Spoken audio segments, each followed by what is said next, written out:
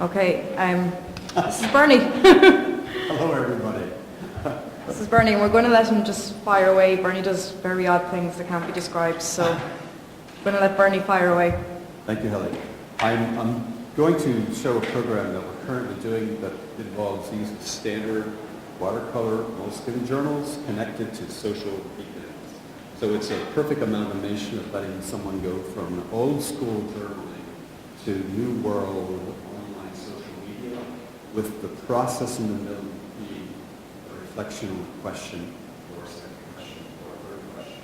I call it the Wundering, like Goldbach, the Wundering project. It is journaling at a very basic level. Simple questions connect people to a bigger ecosystem. It's an alpha concept. What you're seeing now isn't quite ready for public consumption until it might. And it will happen over the space between May and September through a process that actually started with a journey to a bookshop.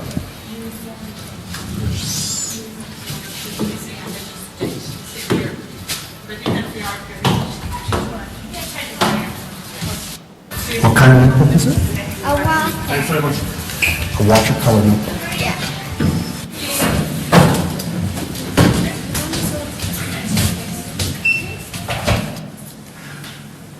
Hi, it's Bernie Goldbach. I'm Top Code and Good Social Networks. I'm looking at a tabletop with some tools. Hopefully this one won't be used to fab something to hold things in. And a clip using YouTube Capture just to talk to Ian and Kath. I'm also post-producing this across as an audio boot. Ian, here's the story. B5s, I think that's the format. Moleskine B5s. I got these things at O'Mahony's bookshelf, booksellers. Spent about €50 for the three of them.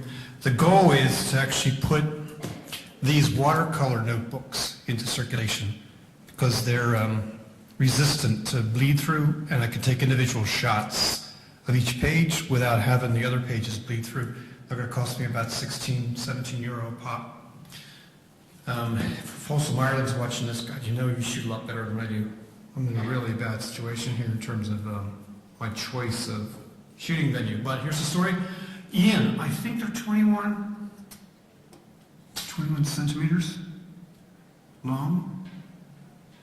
They're about a half a centimeter, 1.5 centimeters thick. Yeah, 1.5, 1.6 centimeters thick. They're going to get fatter. So if somebody uses the watercolor one, it's definitely going to grow to where this thing's showing now. So these are nearly 2 centimeters. Have a look. I'm doing this thing with handheld tech, as you can tell. Yeah, you see, it grew to 2, just with that little sleeve in there. And then some of these books are going to have stuff in the pockets. So I'd say plan for something that's fabbed into a sleeve that's approximately 21 long, and at least 2, maybe 2.5 thick, because they're not going to come open when they're inside because they've got this strap on them. I don't envision you use this, but I wanted to show this to you, rusted, because my toolbox was saturated with water.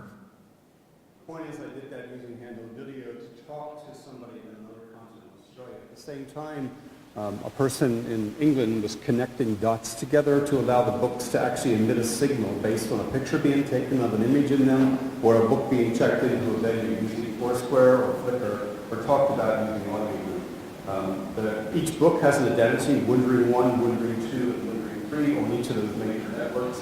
The goal is that you can, well, ask a 6-year-old where they live. What's your name? Lucy. And how old are you? 6. And what do you have? My house. You drew a house, and the house has got red top and yellow bottom. Does that the color of your house? That's what I do. And then what about the windows? Tell me about the windows. There's 2 on the bottom and 3 on the top and 1 on the roof. One in the roof. And what's coming out on top of the roof? It looks like there's little curls coming out of the top of the roof. A chimney. Do you have a fireplace? Yeah. Wow. Okay, look, you also have something drawn on here on the left-hand side, and it's curved. What is that? The bridge. You call it the Lucy Bridge. Yeah. And what's written below it? Is that the name of the town? Yeah. What's the name of the town? Drogheda. Then over here on the left, it's pointing somewhere. What's to the left? Dublin. And what's to the right? Dundalk. And Belfast, too. Belfast. Cool.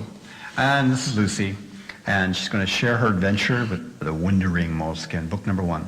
Thanks, Lucy. Bye. Bye. So you can ask questions of a young child where they live. I don't want an address. I just want kind of representation of the world, or ask somebody who's a student where they live. Hi, my name's Alicia. I'm 10. I like to go to Australia where my cousins live and might come back or not. Or they might have a more complex view of the world, perhaps as college students. So my name is Aoife. I'm a Creative Multimedia student. I have some pictures here of where I want to go in the next few years. I start off leaving college here down at Clonmel. I travel between Kilkenny and Clonmel daily, passing Sheehan. So hopefully I'll get, well, plan A is to win the lotto and then travel and photo stuff. Plan B is to get a job, make money, travel, probably go to San Francisco hopefully, and then travel, get a job there and make money, and travel down to Peru and Brazil before traveling back home to Ireland. So basically, people give their vision about where they want to go if they're younger, how they got there if they're our age. We'll cover that perspective. This is all connected to technology on the back end that's engineered by a guy, Phil Sorrell, who I've been listening to for 3 or 4 years through a system called AudioBoo, a social audio program. He's giving us over through the Creative Commons system the API calls that connect all this clever technology through free and open social media together to create something that you can repurpose in the classroom. We're working with a group of 4 software developers in LHE Thurles. They've done a design pattern and they've actually created the first version of a Windows Phone app that can do this. With the help of someone who's over here in Galway, we might do the Xcode version of an iOS app. Haven't arranged that yet, but they're interested in perhaps collaborating with this. It is a collaboration powered by the Creative Commons as the basic infrastructure, share and share alike, no commercial advantage. It's a practice-based process where art meets creative thought, meets code.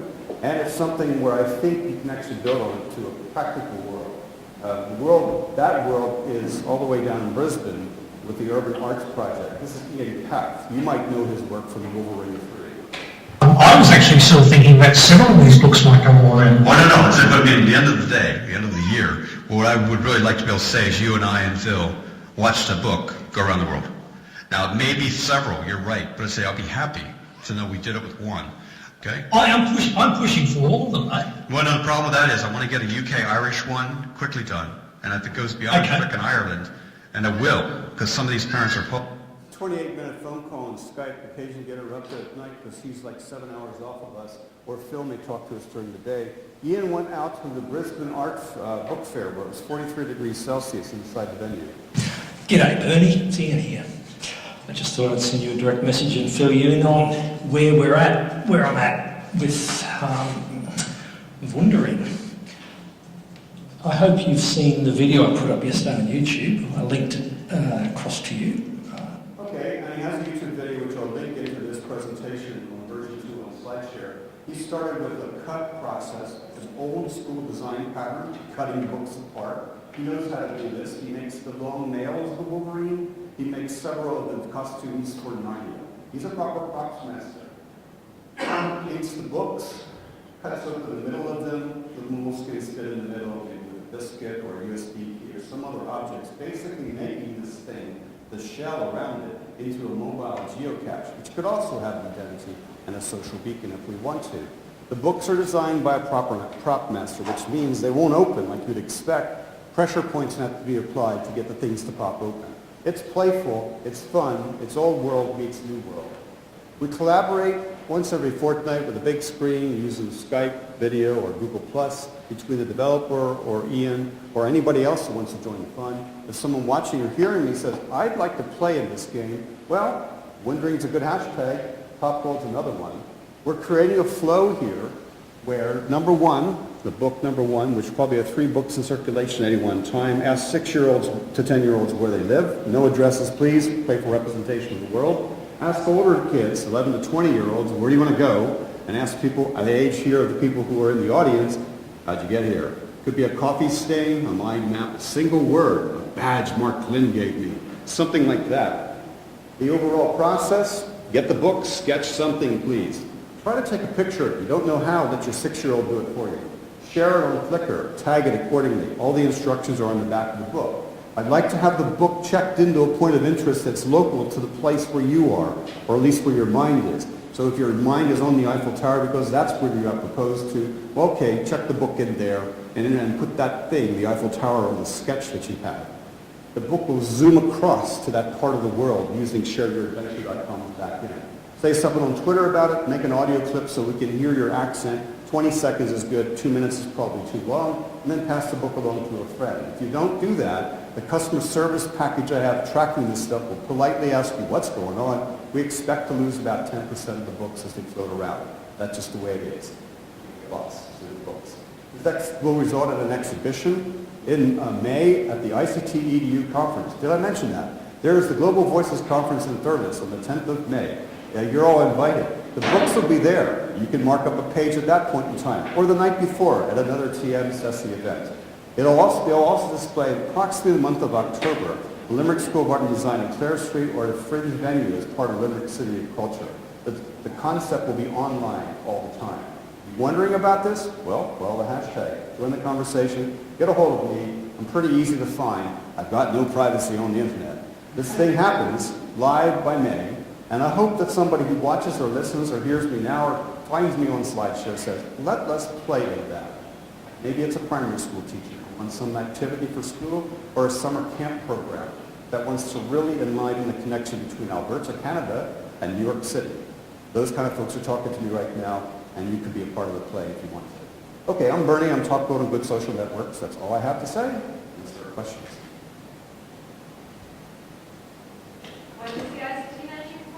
The ICT Conference, don't miss that. Helly will be there. That's where the good books launch there. In Thurles, coming to Tipperary, Ireland, Friday night, and Saturday the 10th of May. Each week, night before? Yeah, be there. Full day of... And we'll stream it for those who need to have their fill of CESI and like-minded friends. Excellent keynotes. Edmund Connor and Helen Keegan. Yeah. And another one yet to be confirmed, which I'm sure will let you. Yeah, that's... Yeah, I make light of this. This is breezy, I know, what I presented to you. Lots of sophistication in this. It's crowdsourced for sure. And it actually answers the question of the previous session I was in, which is, which social networks could my kids use in a collaborative educational experience? I trust Flickr.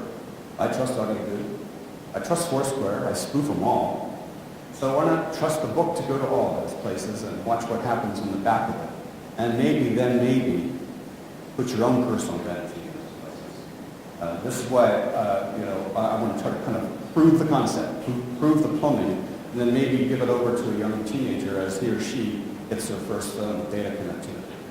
So maybe they can do the same thing. I still don't know which social networks are worth our trust. I've been on some for 10 years. It's like Flickr. Facebook, 9 years. LinkedIn, 10 years. Some of them may survive. I've been on Google Plus for 3 years. Maybe that'll survive. But the question is a ropey one. Where do you trust your time and data in a world that has no privacy? Any questions? Not so much a question, but just thanks very much. Very good. And the original idea, where did it come from? There are no original ideas. Well, yes, where did this start? Right. This idea I watched years ago. Years ago I had some students who were old school artists, and they knew an absolute fact. This is an absolute fact. If you go to an interview with a plain black book, sensitive embossing behind that says the word Moleskine, with an operational black elastic band, and you place it proudly in front of you on the table as the interview happens, and somebody at the interview says, "Is that your book?" And you reach over and say, "Yeah." And they say, "Good to see you." And they say, "Yeah." And they open it up and they say, "Is this your work?" And you say, "Yes, you've got the job." And that's a fact. You bring portfolio work to some place, and the art director or the creative director says, "Your stuff." Yeah. They recognize the process that they're looking at when they return the book to you and you're hired. That's an absolute fact based on research I've done as the instructor in a FOSS course in downtown Dublin at the Art House. So now, in the back of that, several students in TIP went and bought their own moleskins and they started to use them. Some just put words into them. So then they started rotating. I said to people, now if you're finished with your book and you're not going to keep it, can I have it and give it to a first-year student so they can actually fill out the last 20 pages and borrow the work in the front? So the book started to wander around the campus. And I wanted to have a concept called the Wundering moleskin, and I was asked politely by some Italians not to use that word, because they were. So I said, I'll be the German one, the Wundering word, moleskin, Wunderbach, Wunder this, Wunder. That's where it came from. So the original work, passed along first just among classes. Now we're going to try to see kind of go by continents. And can we put something deep? Yeah. I'm trying doing Wundering and Moleskine notion in my school. We have different values of the month that we enforce in school. And so I try and then notion of doing it once a month. We pass the book around, we should have safe participation. Yes. And you randomly go to pupils around the school and we lost all the books. And then you get 9 books and then I go back to the school and then they're closed to the environment. No, it's a problem. It's a hazard. So that's why they're going to go out inside of a hardback book, and it's going to be hard to get the book open. They're not going to pass it to a random person. And we hopefully, based on MailChimp and Capsule CRM, there'll be some polite nudging, complete with a solicitor's demand letter, stuff like that, and all the boilerplate letters. No, we're going to give it to people that people know people. So it's going to be on a personal, first-person network, tight network. Although I know something will happen. There will be some loss in builders. We already we've arranged a Finnegan's moment with one of them. If you guys know Finnegan's and you know Dalkey, you'll know who drinks there. So there will be people in Finnegan's marking this book up, book 3. And there'll be some lyrics written in the book. And they're going to go into like the A-list celebrity culture, and that book will probably disappear. Okay? So that's been arranged already. The Finnegan's person, the regular there, is asked, I can take it to Angela next time we meet, and she can do it if you want. Well, that'd be nice. Take it to Angela. Have her mark up a page in German. See what happens. Now, that book would be very interesting, a piece of 21st century mental reflections or artistic renditions, coffee shop names. I hear what you're saying. That is a problem. It is a problem.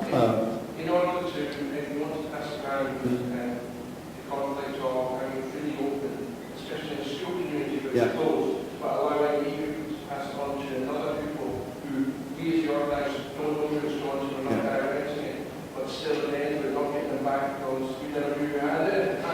Yeah. No, that's right now. It's not meant to hand off unless there's been an approval up the chain and say, look, where's it going? And I had a guy who's in a startup in Cork saying, I can get you those chips, those GPS chips that the U.S. military uses for RFID GPS. But that's still not going to locate a book in somebody's estate, housing estate, approximately. So that's personal cognizance before the property is transferred, with an undertaking that people will make a snap that has geolocation on it that goes to a network. If someone wants to play and they've seen the electronic side first, that's probably the people that go and get the books. To understand the identity we're trying to carve out here in the real world space. I hope we have 12 books in October to show. There's a whole display component of this, there's a whole software development component of this, and there's an interesting CRM component as well. I'm integrating in 6 different modules in LHE to this practice. It's a bit of a risk. Actually, it's not a risk. It's a practical exploration of a real world concept. Ellie, it's back to you. Where are you? She left us. Yeah, I think we're done. I think we're on a break now. She gave me the con. Lights up.